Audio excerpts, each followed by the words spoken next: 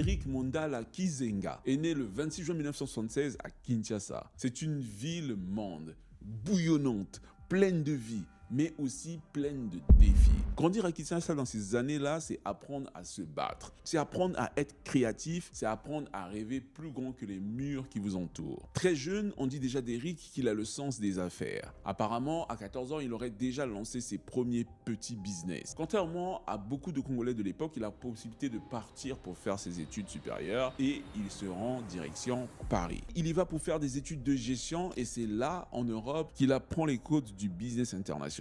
Mais déjà à ce moment-là, Eric sait que son cœur, ses ambitions restent tournées vers l'Afrique, tournées vers son pays d'origine. Il ne fait pas partie de cette diaspora qui oublie d'où elle vient, il fait partie de ceux qui veulent revenir pour construire. Et pour son grand retour, il revient d'abord en Afrique de l'Est, où il reste servi comme diplomate en Tanzanie, avant de fonder sa première grande société de transport à Nairobi en 2008. Déjà, on voit se dessiner le profil. Un homme qui comprend l'importance des réseaux, de la logistique et des infrastructures. Un homme qui ne pense pas seulement en termes de profit, mais en termes d'empire. Le retour d'Eric au Congo est triomphal. Il diversifie ses activités à une vitesse qui impressionne. Et c'est là que le personnage public commence à naître. Au cœur de sa stratégie, il y a les médias. Et pour l'illustrer, il fonde Univers Group Télévision, une chaîne moderne aux standards internationaux. Il a compris avant beaucoup d'autres personnes que le pouvoir du 21e siècle, c'est aussi le pouvoir de l'image. Celui qui contrôle le récit contrôle les esprits. Et le récit de Eric, il est très simple. C'est celui d'un succès éclatant et surtout légitime.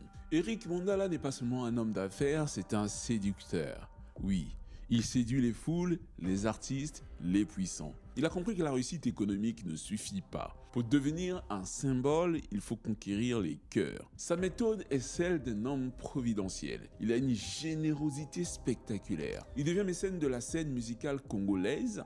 Les plus grands artistes chantent son nom et ce ne sont pas que des paroles. Quand Inosbi, le jeune prodige, sort son tube planétaire Yopé, Eric Mondala ne se contente pas de le féliciter. Il lui offre un appartement de la très chic cité du fleuve à Kinshasa. C'est un geste princier et c'est un geste qui est public. Par ce geste, le message d'Eric est clair. Ma réussite rejaillit sur ceux qui m'entourent et sur ceux qui m'honorent. Il faut reconnaître que Eric soigne son image d'homme de foi et de philanthrope. Il finance des œuvres de charité, il s'occupe des orphelinats, il distribue des dons, il se présente comme un homme qui n'oublie pas les plus démunis, un homme qui veut rendre à son pays ce que son pays lui a donné. Il publie même un livre autobiographique qui s'appelle Mentor africain pour se poser dans ce livre en modèle pour la jeunesse. L'image d'Eric est parfaite, la richesse, la piété, la générosité et un carnet d'adresses qui va des